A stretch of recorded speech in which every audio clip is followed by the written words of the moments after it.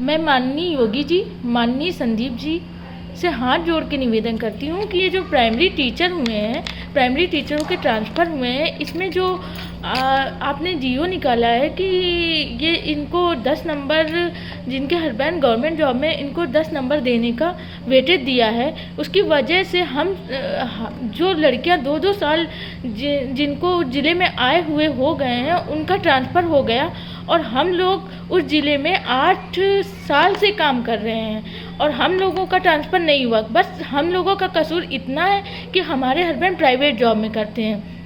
Private job क्या इतना क्या ये कोई कसूर है?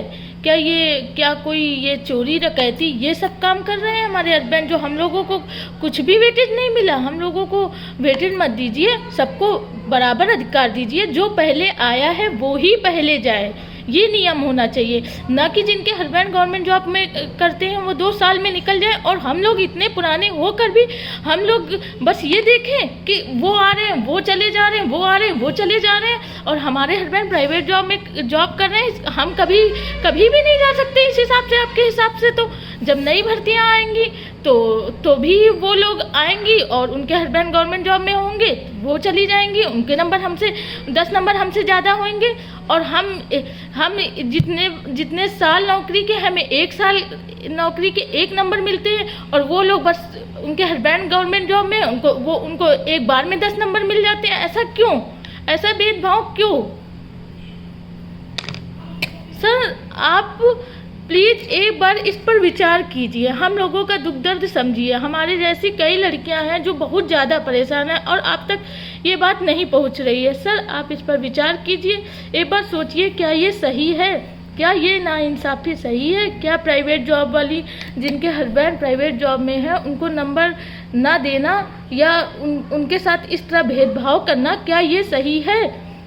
अगर किसी के हस्बैंड, मेरे हस्बैंड जैसे सॉफ्टवेयर इंजीनियर है, किसी के हस्बैंड सीए हैं, किसी के हस्बैंड गूगल ऑरेकल जैसी कंपनियों में काम करते हैं, नोएडा जैसी सिटी में रहते हैं और हम इधर सिद्धार्थ नगर में हैं, तो हमारे हस्बैंड तो यहाँ आ नहीं सकते क्योंकि यहाँ पर तो कंपनियाँ हैं नहीं, ना बस्ती में है, ना गोरखपुर में, ना आसपास किसी भी क्षेत्र में कंपनियाँ नहीं हैं।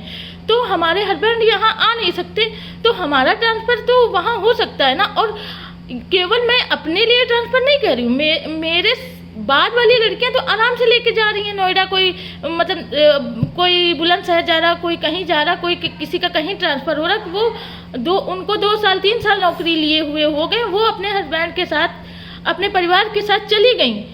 और हम लोग इतने पुराने हो गए, 8 साल हो गए हमको, और हम उसी ज़िले में हैं। और अगर यही जियो रहा, अगर यही 10 नंबर उनको मिलते रहे तो हम लोग कभी भी नहीं जाएंगे और हम लोग बस यही तमाशा देखेंगे कि वो 2-2 साल वाले आए, 2 साल जॉब करे हुए उन लड़कियों को और वो चलते बने। सर मेरा आपसे बस इतना निवेदन है कि आप बैच वाइज ट्रांसफ़र कीजिए, जो सबसे पहले आया है वही सबसे पहले जाए।